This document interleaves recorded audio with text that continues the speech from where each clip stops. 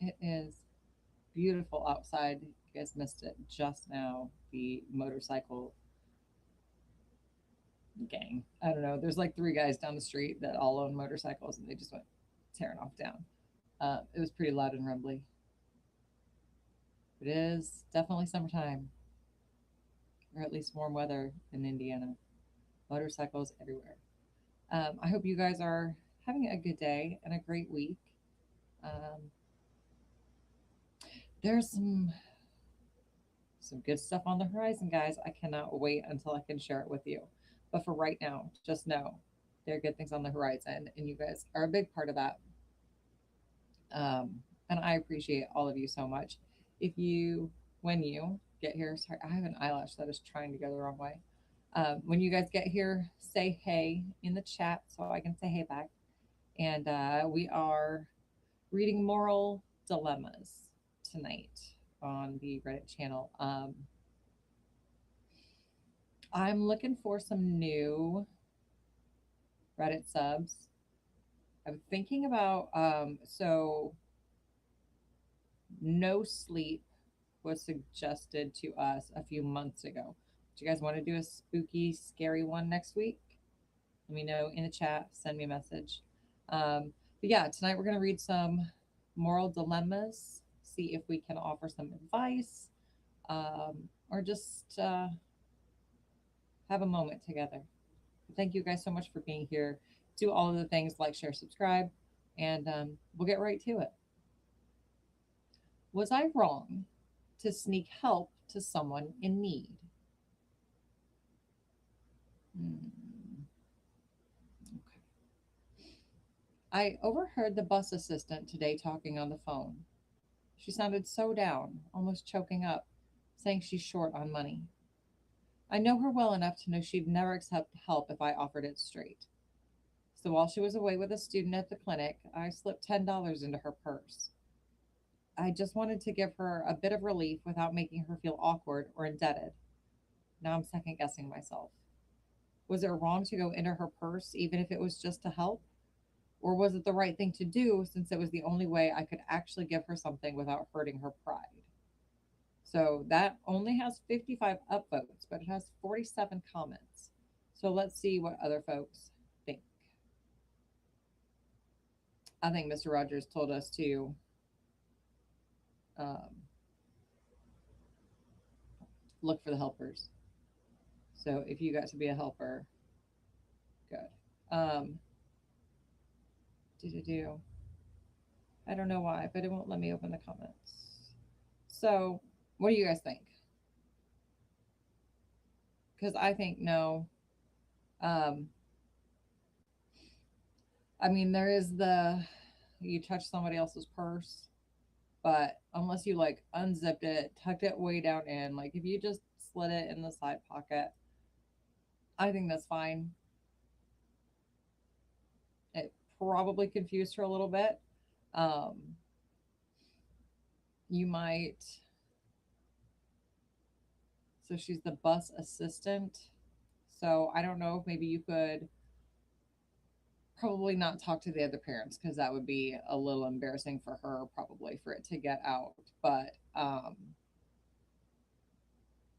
don't know, maybe go to the grocery and get her a gift card and like a thank you card, maybe get a card for the bus driver too. Um, but yeah, and maybe talk to the parents that way. Just say, hey, I'd like to do something really nice for the bus driver and the assistant. Would you guys be willing to throw in a little bit? That way, you're doing something nice, but you're not sharing her business. Um, and some of the other parents might know too, and kind of waiting for somebody to be the first one to say, yeah, let's help. So I don't know. I don't think you did anything wrong. I think you just wanted to be a helper. And I think, you didn't embarrass her. Um, so I guess this looks weird to my brain. Does this look weird to your brain? It won't let me do it now because we're already recording. So let's just, I think that looks a little bit better. I don't know. What's weird over here? It's a weird shadow. Um, Anywho's be. No, I don't think you did anything wrong. I think you're good. Oh, the next one. Hee hee. Again, you guys, I picked these just by the title. I haven't read them. Um, so this one is titled "Found Hate Mail in My Mailbox Meant for My Neighbor. Do I share it with them?" Hmm. This depends on the kind of hate mail. What did they get? What did they get? We'll read. In my mailbox was mail meant for the neighbor. It's hate mail. Some jackass wrote the following letter after translation. Ooh, after translation. Ooh, okay. It can't be nice to be 5'2" and weigh 130 free when your wife is 5'9" and likes men who are 6'2". When she worked at blank, we met in your apartment while you were at the chalet. The chalet. I spent so much time in your bed that I found it more comfortable than mine. She told me that you were the weakest police officer with a little hmm. Oh, hmm. There's a comparison to the author of said letter. I can't wait for you to leave for the cabin so I can spend another great summer with your wife. That is so messed up. This is obviously just meant to kick someone while they're down. I decided to give it to the police so they can make the moral decision for me. And since it's stamped, maybe scare the 6'2" child? However, he works at the police. That would be like giving it to all his coworkers, which is super personal. I'm oh if I decided to give it to the police, they can make the moral decision for me. I think is how this is supposed to read. Edit. Okay, so an edit. Huh. And it says resolved.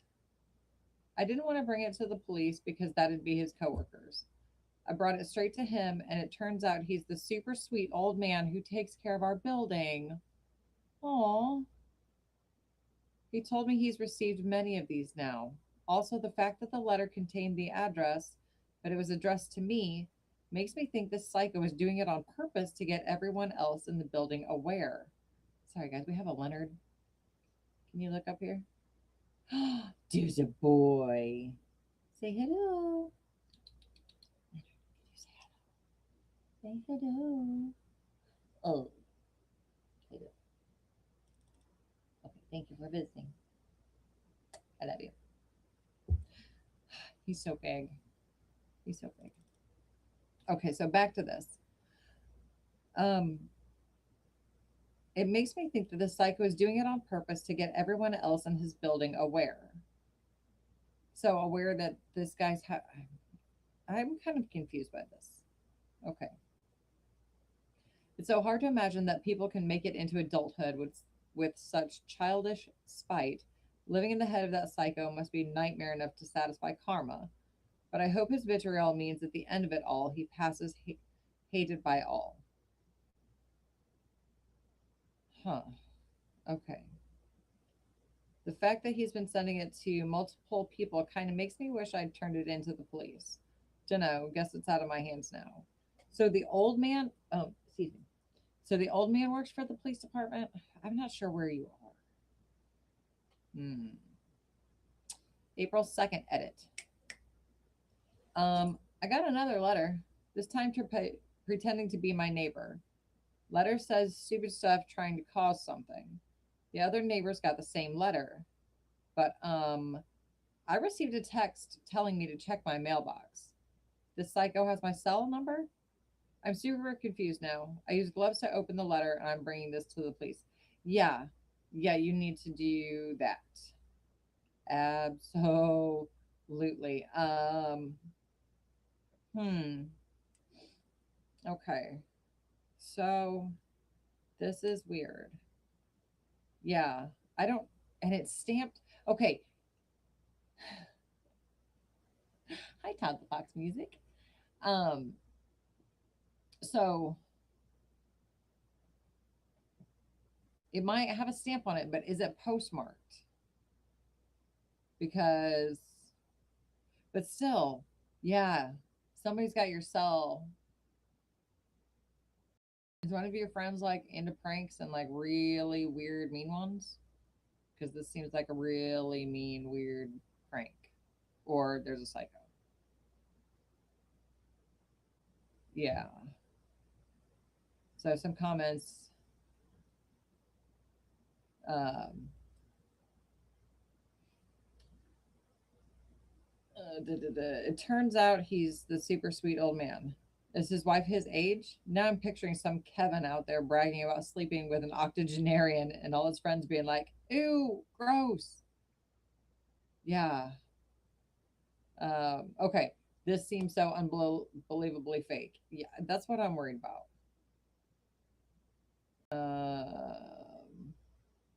Yeah. I don't know. People are weird though. People really are weird. It. I have only lived in an apartment building where like I had other neighboring apartments once.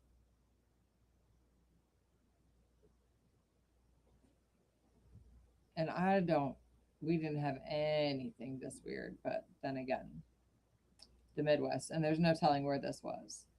So, I don't know. There's no resolution to that other than that he got another letter. All right. This one, I hope. Oh, it's long. Oh, it's long. Excellent. So, this was originally posted a year ago. Should I tell my friends, parentheses, other members, about the cult group we're in, or should I just keep it to myself and leave?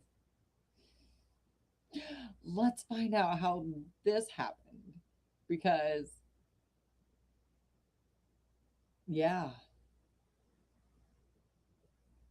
yeah, okay, here we go. Buckle up.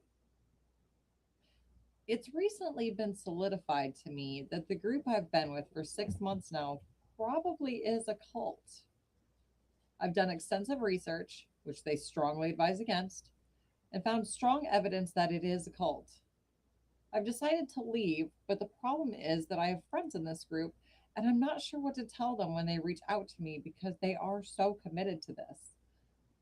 I also don't want to come across as a villain or insane, so I'm not sure how to go about this. I want to leave without any issues, and I'm scared they might even tell the cult leaders about this. Oh my, oh my. Here's some additional information. Thank you. I need a backstory.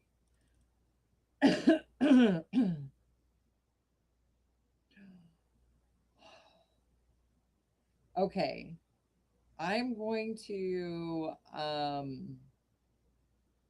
yeah, I'm just gonna read it. It's not mine. I'm just gonna read it. I stumbled across upon the Shinjionji Church of Jesus SCJ while scrolling through TikTok, where I came across an expose shared by a former member sharing their experiences, and I noticed eerie similarities between their accounts and my own personal experience within the group I'd been in. I dove deeper into it and conducted my own research, and I realized that I was unknowingly following the teacher's teachings of Lee Man He, the leader of SCJ, who claims to be immortal. That's, yeah, okay, so that check. Um, the thing is, SCJ's recruiting tactics were deceptive. They kept their true identity hidden and encouraged secrecy within the group, even from my family and friends.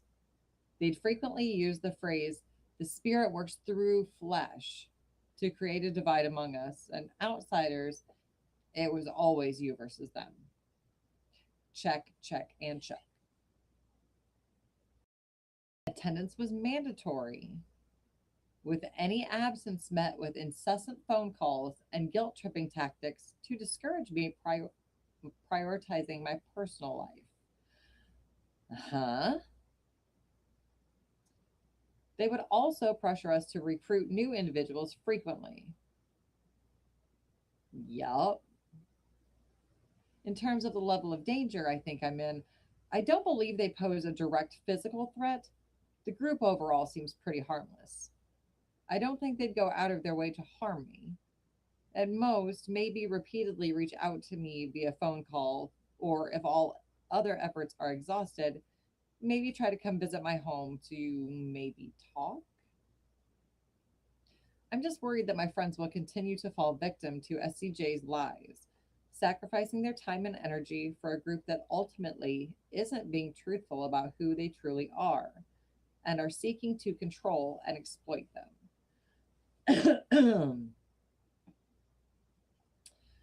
Okay, I get it. Um,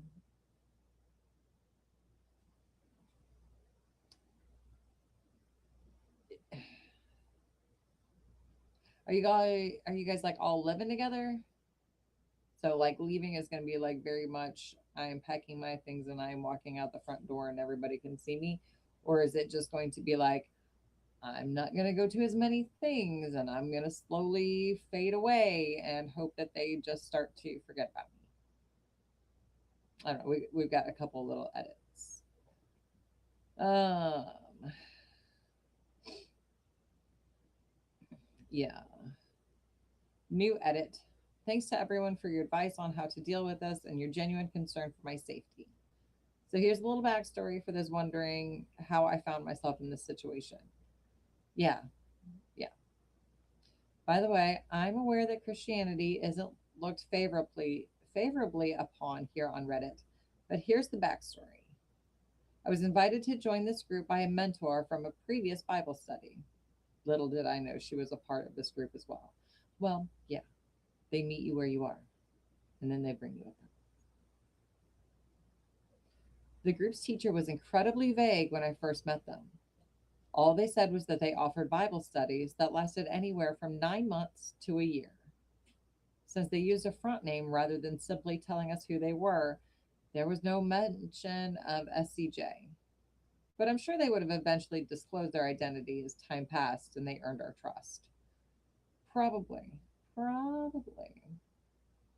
As I kept on going to these classes 3 times a week, nothing seemed off. The things they taught were fair and backed by scripture. Ironically, looking back, I recall one time where the leaders often warned us not to share what we had been learning with others. Ah, yes. Saying that we'd provide them with false information that could mislead them, leading them to think we were part of some kind of cult or something. Okay, so they even used the word. Hmm. Hmm. So they told us that we should instead send these people to them directly. They even used Jesus as an example of someone who people might perceive as the leader of a cult. That I have heard before. Yes. Sorry. Got a little excited there.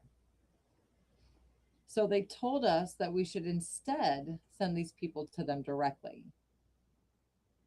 Oh, sorry. Did that again. Read that already. Sorry. To further solidify their point. Um, wait, that doesn't make sense. Anyway, sorry. I first became aware of the early warning signs when they strongly discouraged us from searching the internet and other Bible sources because it was false truth and we shouldn't rely on it. I'd never heard that one before, so it seemed quite odd to me. The thing is, I didn't notice many of these things at first, but as I started to look closer, I began to see all of these red flags. Yeah, ooh, waving like a parade. But essentially, how I got this far was by simply taking them for their word, because I felt as though they had an explanation for everything they said, And they had also established a place where I felt comfortable and had a sense of belonging while I looked to the Bible for answers and understanding. These are little characteristics this particular cult often seeks in their recruits: young people who lack a solid understanding of the Bible. So that's how I was easily fooled and unknowingly was recruited by them. Yeah, that's how it happens so often, so often. Just I don't know, talk to people, be aware of things, pay attention when people speak to you, pay attention. So some suggestions in the um, comments. Hmm.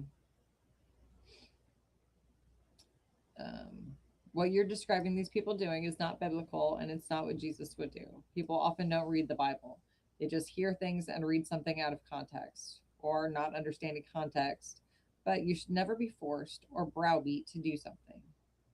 Reach out to your friends as much as you can. Pray for them, but in the end, they have to make the choice of what they want to do. But also, remember coming here, you're in the Wild West. There's tons of atheists who can't wait for the chance to stomp on your faith or humanist. Don't give up on your faith. Read what the Bible says I can. I assure you, most churches don't do this, and if they do, leave immediately.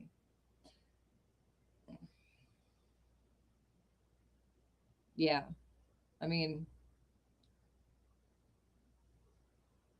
yeah, do your own reading. Just do your own reading. And then talk to people who have done more reading than you have. And then do more reading. And then talk to more people. And then do more reading. And then talk to more people. It's amazing. You will learn a lot. Yes. You will learn a lot. Do a little bit more listening than talking. I know, as I say, as I jabber to no one in particular, but myself and whoever might be listening in later. Um, or doing dishes and watching now. I don't know. But yeah, yeah. Somebody else says if you want to avoid a confrontation, sliding out casually might be best. Be busy all the time. Constantly have important family obligations. Tell your friends how much you love them and wish you could spend more time together, but do not spend more time together. Fade away quietly and accept you're probably going to lose your friends. Yeah, that's probably true. Hmm. Ah, as someone who was raised in a cult and left when I was 18, GTFO now. It's going to be extremely difficult. Make sure you have a support system in place, even if it's just a therapist, if you don't have friends on the outside, as well as a lot of activities that bring you joy. Yes, definitely believe in the replacement theory because if something is taking up that much of your time, you are going to need to fill that time. So find a healthy hobby, find a friend you haven't seen in a while. Um, find the thing that you forgot that you like to do and replace that time with that, even if it's your own Bible study. Um, yeah, yeah, I think you're okay. I think you're gonna be all right. But again, find a therapist if you can't afford a therapist. Maybe find, maybe go back to the church you were raised in if that felt comfortable for you and felt like kind of homish, and then this one just provided a